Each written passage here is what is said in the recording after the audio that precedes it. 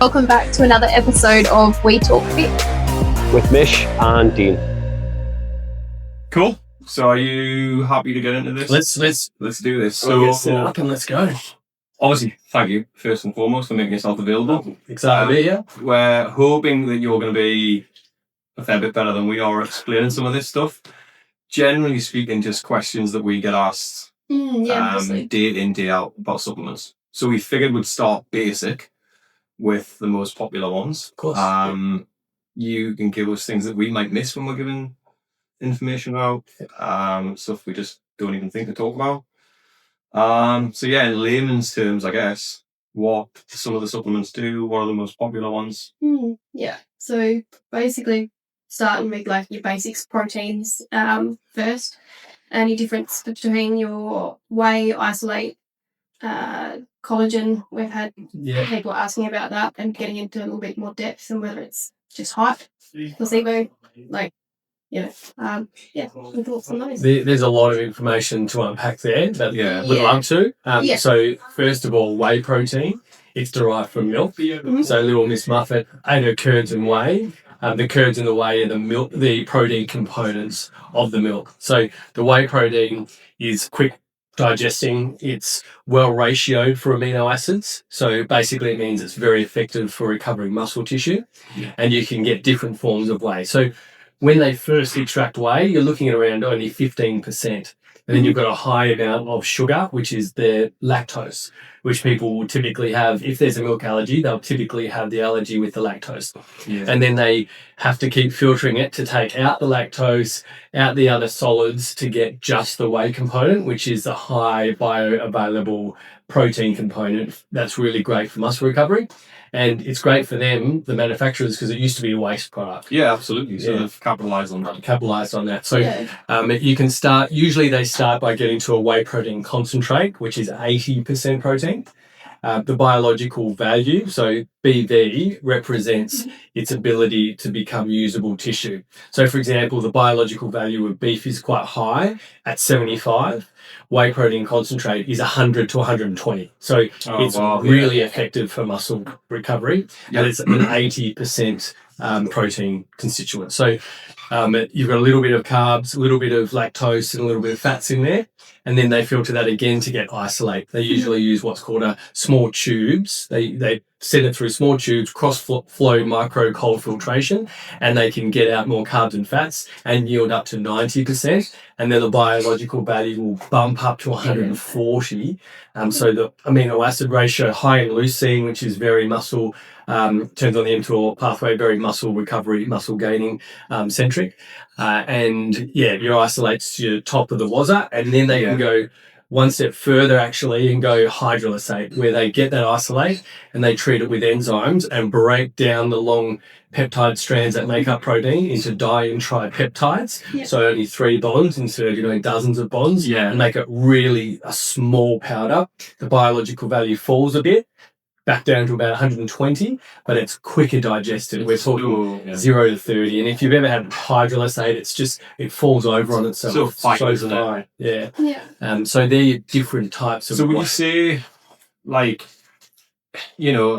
typically we're talking gen pop when we're talking this information, like the protein stuff. Every now and then it might be an athlete or we'll give them a little bit further. But how do you see, and you can answer this honestly or not if you want to, how do you see, because obviously you've got varying price points as well. Yeah. So you've got your whey protein sitting here, isolate, and then I always look at it from like a family, and they've got a budget, and person X is going to spend this on that supplement. Like, are they going to get that much bang for their buck out of their dollar, as opposed to just a really good quality whey protein? And it's not like, there's no right or wrong answer. It depends on your goals and what you're after, and are you trying to get on stage, or are you just trying to look after yourself at the old age of 42, or whatever it might be. Do you see that there's enough bang for buck in that, or are you just going to say goal specific? Well, yes, and the answer is yes, and a strong no as well. So when you're looking at dollar for dollar, the answer is clearly no. You're better off if you're looking to get budget and effectiveness, going the whey blends. So the cheaper one, you pay almost sometimes twice as much for a pure isolate, and it's only filtering up from 80 to 90% and removing maybe 1.5 to 2 grams of carbs and fats per serve. However, it's like going from a Toyota to a Porsche sort of thing. But that's so expensive, that's unattainable. To go to the Porsche in protein is not that much more. It's double the price, but you're going from say 60 to 110. So it's still within people's budgets, and it really is going to that sort of that first class availability. So I tell people that, look, your bang for buck is definitely the cheaper blends, but you can go to the best here, and in that price range, you're like, just give me the best. So we'll sell a lot more isolate than a blend because people want the best and they can afford it in the price range. Go to a car and they won't do that. So because it's 70 That's interesting, because I think I probably would have, like, without knowing inside knowledge of your industry, I wouldn't have thought that. I actually would have thought the other way. No way, That's probably been a naivety on my behalf. Well, we've got a protein rule 1. Well, that's what I used. I used rule 1. So that's the red one. So I've got the blend, the cheaper blend that's blue. That's what I used, the blue. The red one outsells at 5 to 1. Wow. So people go for the quality. Premium. Might be the lipstick effect, like with economies, when they're down, lipstick sales go up. I don't know. People like to get the best when they're buying the protein. I mean, and I'll be all for if you are going to invest, then actually look at what you're buying and make sure it's quality. Would you go with, I mean, I'm not going to try and get you to sell a specific brand yet, but will you do your research on brands as well, or just speak to someone that knows what they're talking about? That's what I was going to say. Like, you go online and look at all the bro sites, everyone's got an agenda or a reason, or they just don't know. So better to go to an expert that's got no agenda and will just give you the advice on, hey, look, this is the best. And stick with what they say. Look, I won't treat anyone as a doctor, but I can tell them what the best protein is. So get the best advice in this regard, I would say. No, that's cool. Yeah, nice. Was there there's one thing I want to ask about proteins. Was there anything else you wanted to mention about collagen? That was wanted to have a bit of a chat with collagen. So I've had a few people ask me questions about it and whether or not it's worth it, whether it's basically doing anything for muscle gain or not, or if it's placebo, or if it does anything just for ligaments or not, or just sort of wanted to have a bit more. Great question. Why you would add towards it, sort of thing. It's I'll go through it. It's quite scientific, but people need to know about this because collagen is selling so much more than it ever used to. And some people are wasting their money. So that's what I was going to get at. General collagen is a great protein source, as a macronutrient. A lot of people take it for hair, skin and nails, and it gives the amino acids for that. But a lot of people are under the misconception that they're drinking collagen and then getting collagen. That's not what's happening. So they're drinking collagen. The body, once it makes its way to the gut, will break it into smaller compounds and then hit the small intestine and will get the amino acids, but it's no longer collagen anymore. So for the body to get collagen, it needs to make its own. So the right amino acids have to ratio in what's called our fibroblasts in the presence of copper peptides, zinc, vitamin C and other things. And then the body can create its own collagen peptide. So at least we can dispel the myth that people think, I'm drinking collagen to get collagen. It doesn't happen. However, is it good for muscle recovery? Is it good for hair, skin and nails? The answer is yes, to a degree, because it's giving the amino acids that the body can make it itself, but no to a degree because it's probably not as effective as they think. What they need is the patented versions of that collagen, and that's going to give a result. So, for example, there's a collagen out there called Body Balance. That's been clinically tested to turn on the mTOR, or the muscle recovery, more than whey protein isolate. Oh, wow. So this collagen is better for muscles than whey protein isolate. And then on the other side, it turns on the AMPK pathway, which is fat loss. It's the best protein in the world. So better than any whey protein, better than any isolate is Body Balance. But Body Balance for hair, skin and nails, no. Not necessarily. On the other flip side, Verisol, clinically proven to reduce wrinkles in the face on a double-blind placebo study, 114 females over 8 weeks by over 20%. Good for muscles? No. Amazing for wrinkles on the face. Yeah. And then Tenderfort for tendons, Fortibone for bones, etc. And so you're choosing the right product for the right. It has to be patented. It has to be clinically trialed. Right. And the way that it works, which might blow any viewers' minds, is that it mimics injury. So when we have body balance, the body sees these peptides in the blood once they've been digested and in the blood, and it signals, hey, there's a problem with your muscle tissue. We need to recover it. Verisol will signal, hey, there's a problem with your skin. Let's create collagen and heal the skin. Yeah. So it's tricking the body into thinking it's injured in those areas and causing a healing response. Any other inflammatory response with that then, or? No inflammatory, just healing in those areas. So it's not causing any damage. No. It's mimicking the damage and causing healing. Yeah. Wow. So it's like putting heat on an injury, getting more blood. You're encouraging healing. Yeah. This is encouraging healing, in those areas. And readily available in Australia, those sorts of things, or? Already available, but you need to read the tub, and if it's got body balance in it, will say body balance on the tub. If you want skin, you need to say Verisol on the tub.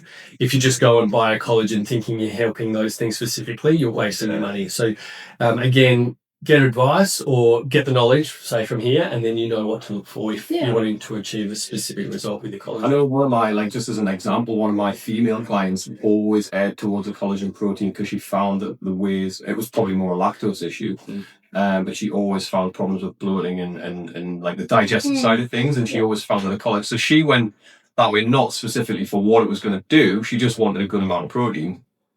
But obviously trying to get away from a couple of the side effects. But it sounds like in doing that, probably wasn't getting the benefit of a general protein anymore. But if she went to the body balance, she should be getting all of because the body digests collagen with no sites. There's no inflammation. There's no allergens to collagen. And it's also very alkalizing to the body. So it ticks all these health properties, whereas whey is very acidic. So it does all the good stuff. And if she got the body balance, then she would have got the extra addition of healing her muscles. So you just look through your protein brands that you might be interested in buying, or speaking to an expert like you, and just looking for that ingredient. Yeah, saying, all right, I want a collagen for this, and then we would point them towards something that has that in it. Yeah. Yeah, no, that's Cool. Yeah. Any other questions on that? Plant-based? You mentioned you've got some clients that are on plant-based proteins. Yeah, I've got a few clients that are like vegan, vegetarian. Yeah.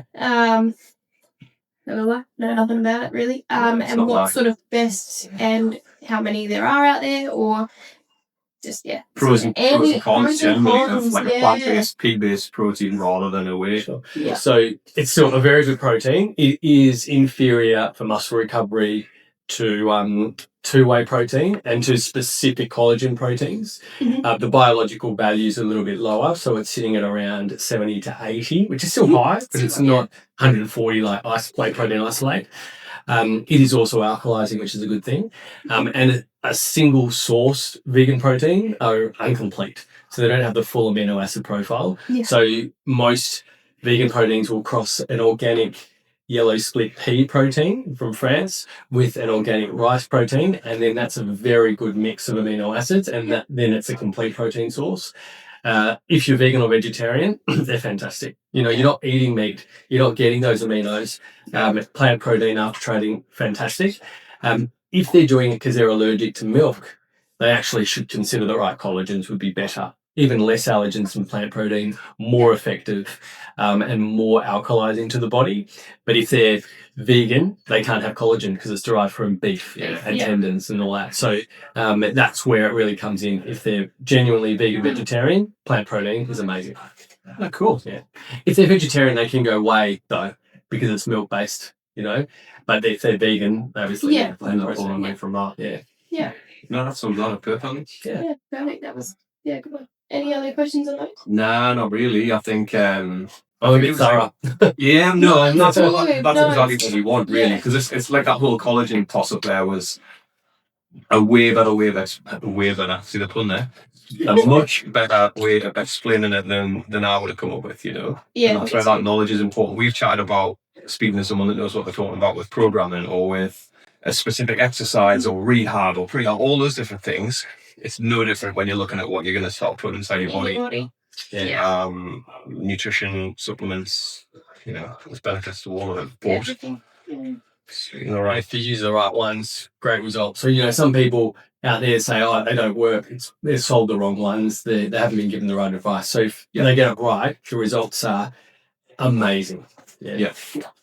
So we probably should have started with, or we could even summarize with at the end, but like when we're talking supplements, it's right there looking at you when we're supplements. You just, and you'll see this every day in your line of work, but it's meant to supplement what you're doing. Yeah. There's big levers to pull and small levers to pull.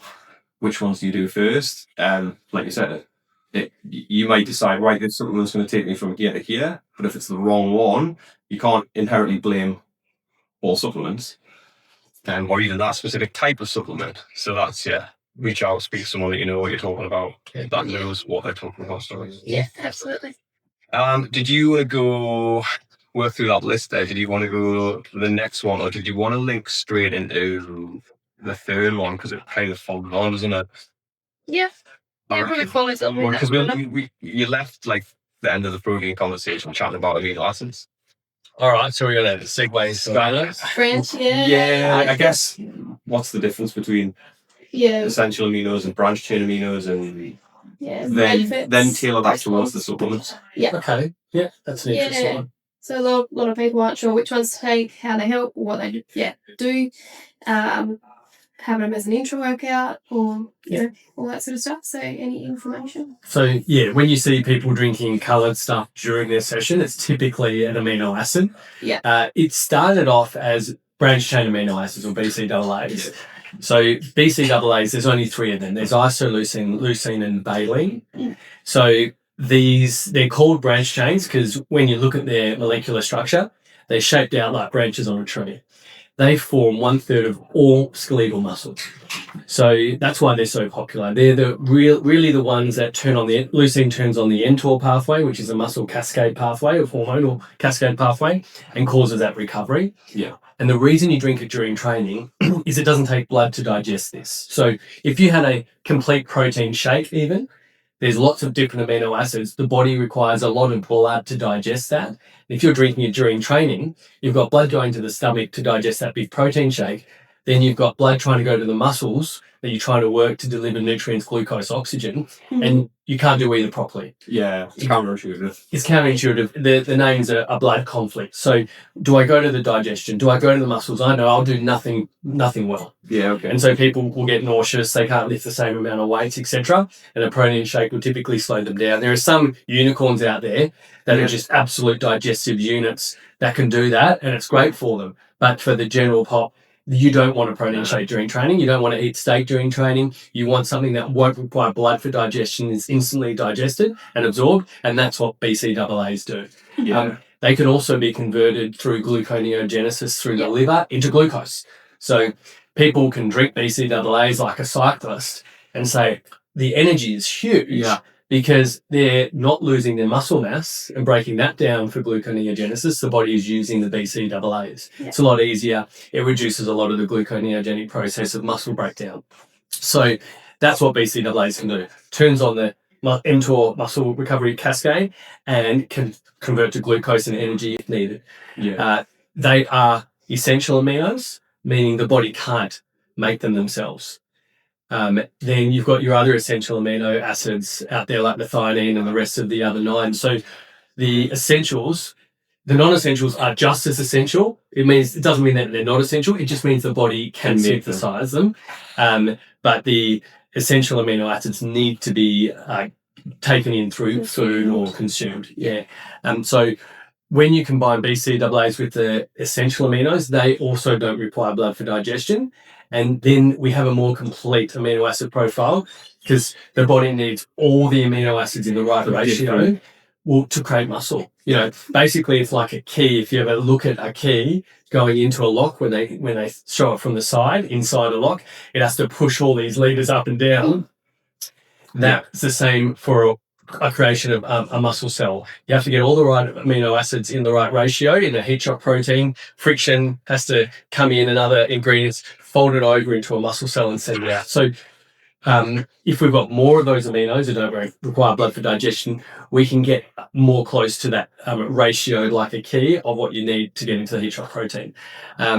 So that is why we drink essential aminos during training. And that's what a BCAA is, and that's why we don't have a whole protein shake, because then you do require blood for digestion. Does that answer the question? So we're not trying to replace, replace a meal or do those sorts of things with amino acids. What we're trying to do is put ourselves in a slight surplus of those things, so that whatever damage we can do to our bodies in the gym environment, we've got that recovery process hitting us. You've got it in the blood. It doesn't have to break down muscle. You're giving it the ingredients to cause recovery, and it's relatively instant, those ingredients. Yeah. No, that's awesome. So is it good to drink BCAAs with EAAs during training? Absolutely. It switches the leucine in that just alone switches on mTOR, which is muscle recovery. Yeah. And if you're looking for muscle gains, you can sip it all day. Yeah, I mean, it's not on a sales pitch or anything. Like, one thing I will say about BCAAs is, because I've just gone back to them. I used to use them years ago. Yeah. Didn't use them for a long time. Had food and nutrition on point. Didn't feel enough benefit.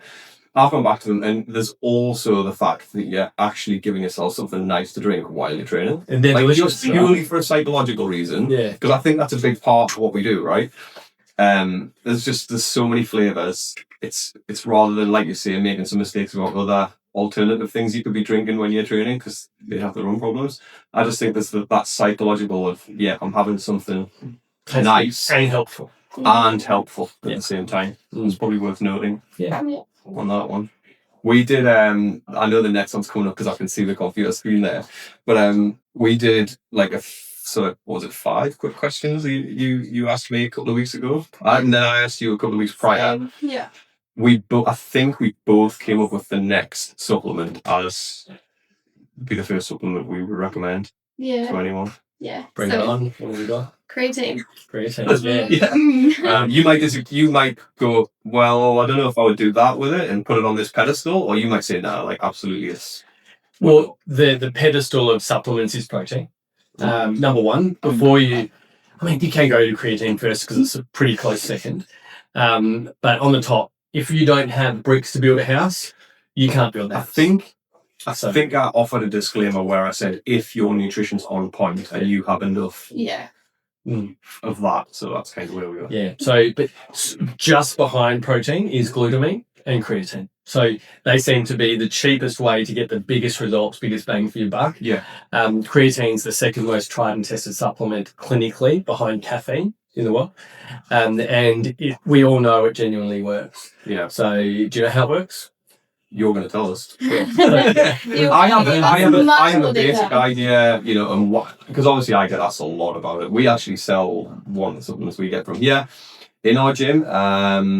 I've used it for a long, long time, and I try and break it down in my basic way of understanding that we're just saturating our cells with creatine, so that when the body needs phosphocreatine, which is naturally found in our body, there's just a surplus there ready to use, which means and the good thing is now, especially with social media, is that people are now being made aware of all the other benefits, not just that muscular scenario, the brain, the cognitive function, because all systems require energy. So when you explain it on that way, that look, if your body is going to need to consume some fuel, it's going to try and pull it from everywhere. If you give yourself this supplement, you're saturating yourself with it. It's there. Yeah. That's kind of how I explain it, but you might say, oh, you're missing this little piece here. Well, it's pretty good. So you've got the sort of the reason why. But what will it translate to, which is really good. So people can actually see and touch and understand what they're going to get from it. So as you said, it restores adenosine triphosphate in the muscle tissue, or the phosphor energy. And ATP is that molecule that sits in the muscle and is ready. No, I want to get back to where we were before we have IT issues again. Yeah. Anyway, so we were trying to tie back into that last bit there. We were talking carnivore, creatine. Mm-hmm. You said, I think you weren't aware of any studies that have looked into that side of stuff. No, but technically it should make a difference. But it's interesting because we need insulin to drive creatine effectively through the myofibrils of our muscles. So being carnivore and having less glucose intake and less insulin to put in, it will reduce its ability to absorb, but it still can absorb to just a lesser degree. So I would say, short story, some benefit. Long story short, yes, it will have some benefit. Yeah, just not as much as I was expecting. Really. Possibly not, but then everyone's different. Gut biomes, absorbability, just genome interference. Like there's a lot of factors. Yeah. Cool. Was there anything else on creatine that you wanted to get in? Just a newer, So just a newer brand that's sort of being pumped out at the moment and advertised and being better and better digestion in it. A bit of less bloating and stuff. So I don't know enough about it. Haven't really looked into the newer stuff for creatine. That's probably even on the original type as well. That's probably something that's worth asking. Like that misbelief around like water retention, bloating and stuff. Because that's the hang up, isn't it? Still from like 20, 30 years ago. It's like, if you start dosing creatine, you're going to get all this water retention and Yeah, it can happen, but that's only if it spills outside of the muscle. So if you've really saturated the muscle, creatine can store subcutaneously to a degree and can create a little bit of water bloat.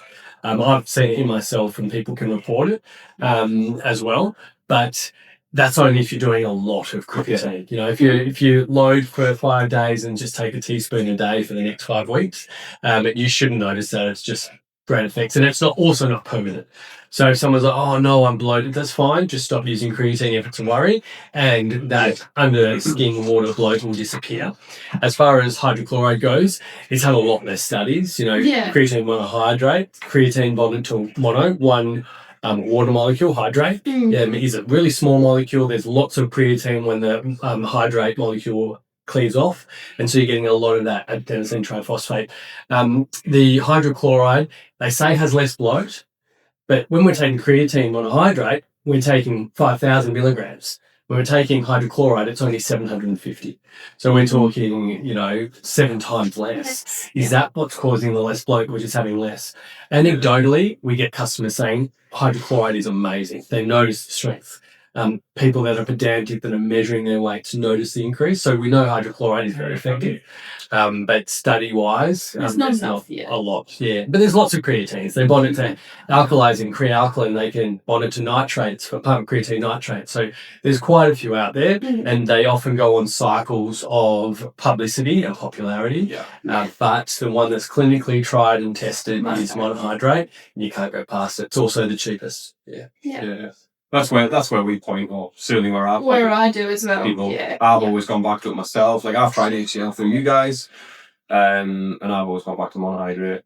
Does what sort of does. It's like a very does what it says on the tin kind of product, I think. Yeah, and it's like study-wise, it's one of the only products that have been deemed safe for pregnant women, and in fact quite healthy. So it's one of the ones that I've always gone back to and sort of gone, that's one that you can try. Pregnant women should be having creatine. That's right. And like when we started the creatine conversation there, like this talk of, you've got perimenopausal women looking into the benefits of creatine supplementation. You're starting to be chatted about with like youth sport and youth athletes a lot more now. Now I know as far as I'm aware, there's no studies being done on those demographics yet. Most studies are done in adult population, but it doesn't look, trying to touch wood here, like there's any negative data to say it wouldn't be different at the moment if it was used in slightly younger populations. I guess if that was, because I get asked that a lot, dads my age with kids my age with my kids, should they take creatine and stuff like that? So look, speak to your doctor. Is this a safe way to play it? It is. I'm not aware of any negative reason that you shouldn't, but I can't. They should be taking it. It should be. Even my son takes it, and he's only just turned 15 today. But well, young children, 4 or 5 with ADD, we have high-end doctors not prescribing Ritalin and these sort of drugs and saying just try creatine first. Size of the child dependent, so 1 gram to 2 grams of creatine, and getting better results than ADD medication. So we're knowing now that high-end doctors are giving it to children and seeing huge positive effects, taking them off those drugs. So we do know that it's fine. Don't go crazy. Don't give a 6-year-old kid 5 grams. Would you say you're always looking for minimum effective dose of that stuff? Exactly, especially with children. So start with a gram. If you're 70 kilos and you're having 5 grams, they're 20 kilos. Give them 3 or 4 times less than what you would take, because that's how much they weigh.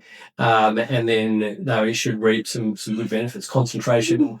Maybe they don't want them to have energy levels, but maybe energy levels. But it's a good supplement to take. It's clean, pharmaceutical grade, and pure. And again, like you're talking about, like maybe you do want energy levels, don't want energy levels. Just with creatine, there's no timing issue, is that? Realistically, that doesn't really matter when you. No, it shouldn't keep you awake. No, it's not working on the central nervous system. It's not wiping adenosine off the brain. So it shouldn't create sleepiness. Shouldn't reverse sleepiness. But everyone's different. Generally speaking, I'll tell people to just have it in whatever drink they have. Yeah. So if they're having a pre-workout, you can whack it in a pre-workout, or chugging your protein shake after you, whatever is the handiest time to consume it, I guess. The best time is post-workout. So when muscles are warm, the myofibrils will open up on the outside of the muscle and start sucking in the protein shake and the amino acids, and it will also suck in that the ATP from the creatine to replenish what's lost. So more muscles absorb supplements better than cold muscles. You don't want to pre-workout after training, obviously, so have that before.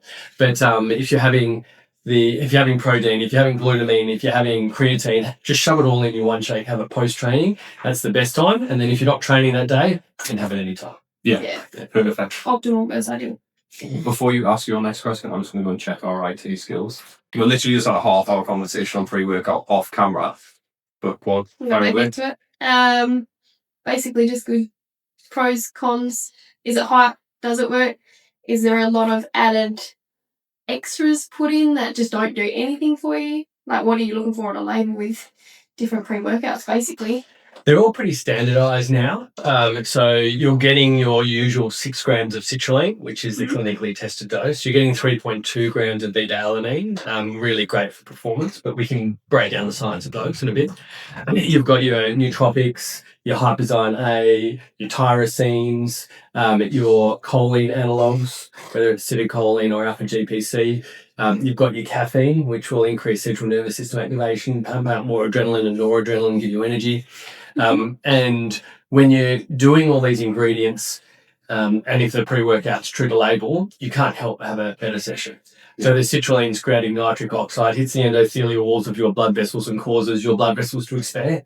So you've got bigger blood vessels, you've got bigger pipes, more glucose, more nutrient delivery to the muscles, and more I've had a pipe for waste removal. Beta-alanine is stripping lactic acid, which is one of the biggest rate-limiting effects of how many reps you can do. So all of a sudden you're putting 2 or 3 more reps, causing huge adaptation results. It also helps with explosive power and reaction time. That's the paresthesia feeling you get with a tingling or a pre-workout is beta-alanine, and it's activating nerve endings, so you're reacting quicker and having more explosive power. So great for training, but also great for sport. Choline works by activating the dopamine receptors in your brain and causing that drive that comes with the hormone dopamine. So, you put it all together. Bigger pipes, more nutrients, more waste removal, lactic acid removing, explosive power, more dopamine, more drive, more energy, caffeine, all in one product. Hell yeah, you're going to have a better workout. You just can't not. There's too many boxes get ticked by, isn't there? I think it's gone from being something that, like, we had a bit of a chat before. It used to be like a gym bro thing. They would need the pre-workout, etc., and potentially some demographics would say, "Oh, that's, I look after my training, but that's not for me." But I think that's coming across a little bit more now. Even for athletes and sports and stuff, that's getting a lot more popular. Heats or anybody that's putting in that hard work in the gym, if there's something that can help you with that, no matter what your goals are, within reason where your performance is at, you're going to see a benefit with that. And there's a reason for that popularity. So, early 2010, we had the big angry pre-workout surge, Jack 3D, 1MR, Napalm, they all had 1,3-dimethylamine in, which they said was derived from geraniums. It wasn't. It wasn't. I was like my first few years of gym growing up was Jack 3D in the UK when it was available. So yeah. Well, on the label it had geranium extract as the 5th ingredient. That was no geranium in it. It was a amphetamine created in a Chinese lab. USP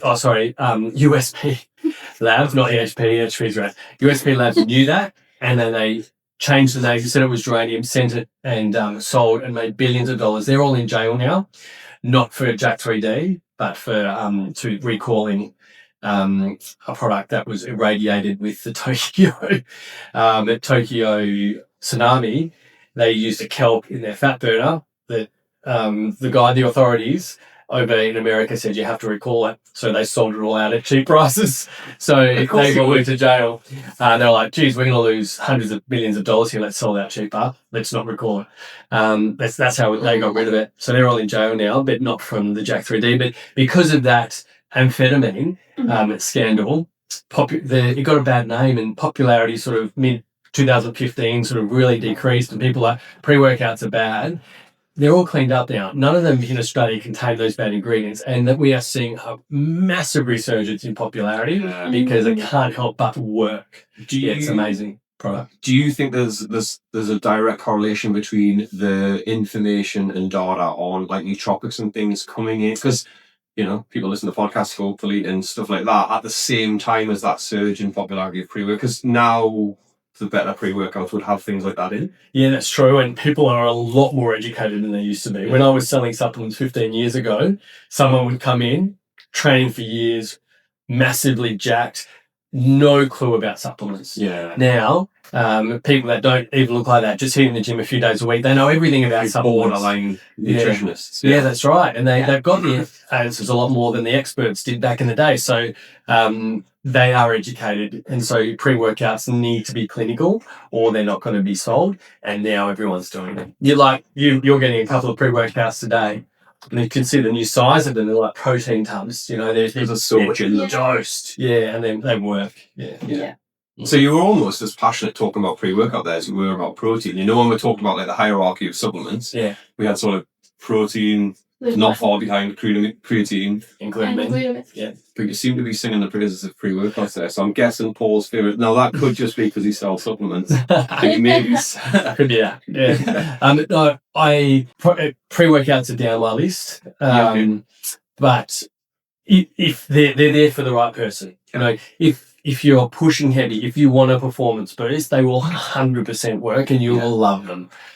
So, I've had spine surgery recently, so I can't train, so I'm not really having a pre-workout. But if I was having a big pre-workout, a big session, I'd love a pre-workout. I'd push so much more than I could. And some of the best workouts that I had 9 years ago, I can still remember the pre-workout I had and the flavour I had and the numbers I pushed. Yeah, we were chatting before. Like I've used various different pre-workouts because we get asked for advice. I try different ones so that I can actually say I like this, even just flavours and stuff as well. But I've always kind of fallen back to a specific brand. So we were just sort of coming to the end of the pre-workout chat, I guess. I mentioned that I reckon you ticked a crap ton of boxes with the pros rather than many cons. Did we chat cons? We didn't chat cons. No. Small amount. Some people might get a slight gastrointestinal upset from large doses of citrulline, which is typically the largest ingredient now in a pre-workout. If that's the case, find one that's lower citrulline, no citrulline, or half the dose. And then we need to be aware they are caffeinated. So if people are taking too much caffeine, can sort of stress the body a bit, cause a bit of adrenal fatigue. Most people are fine. If you get a bit of adrenal fatigue, you might struggle sleeping. You might get tired. You might get irritable as you're coming down off the caffeine. So just be aware, self-aware. These days, without the heavy hitting amphetamine-based stimulants, that effect is so much less. But that's really it. You'll get more energy, more performance, all the good stuff. Not many bad things at all, if any. Do you hear much about crashes after having it as well? There's still a lot of debate on that. Well, some people, when the caffeine wears off, what it does is it blocks adenosine on the brain, doesn't get rid of it. And adenosine builds up over the day. And when it gets too high, along with other things like melatonin production and sunlight and blue light, it'll signal when it builds up. Adenosine signals it's time to sleep. So caffeine will block that. The adenosine is still there, but it's not being registered. And when the caffeine wears out in 8 hours, all of a sudden, all that adenosine's built up and bang, you can get really tired and sleepy. Here I am. Yeah. So it can happen scientifically, but also, it does get the adrenal glands to pump out more adrenaline and noradrenaline. And then if they're pumping out too much and they're quite sensitive, it can lead to a bit of irritability and adrenal fatigue, but especially when it wears off. But do you notice anything at all? Or you should notice less than anything. No, I mean, obviously the age-old tale of being a PT, I guess. You combine a pre-workout when you train, you might have coffee or 2 in the morning or whatever the day might look like with the amount of caffeine spikes and troughs. So just be aware of those things, like what you're saying. Yeah. It's not specifically the pre-workout, but you might find some brands have a little bit more of an effect or less of an effect than the others. How much you dilute it. Actually pay attention to how much water you're meant to put it in. Yeah. 1 scoop versus 2 scoops. If you're trying a new one, minimum effective dose again, try start sensibly. Yeah. That's going to be the case for most supplements, though. Yeah, that's true. Yeah. Which is probably a good way of wrapping this one up, yeah? Yeah, absolutely. Like, think smart, speak to someone that knows what they're talking about. Minimum effective dose. We're not looking for magic pills, we're looking for helpful aids, I guess. Yeah. It's a supplement after all. We're supplementing good habits, good training, good diet. First. Always first. Awesome. Thanks, mate. All right. Appreciate it. Thank you very much. Yeah, well, thanks, Thanks, Paul. Cheers. All right. So good. Cheers for that, Paul. Thank you so much. No worries. Appreciate it, mate.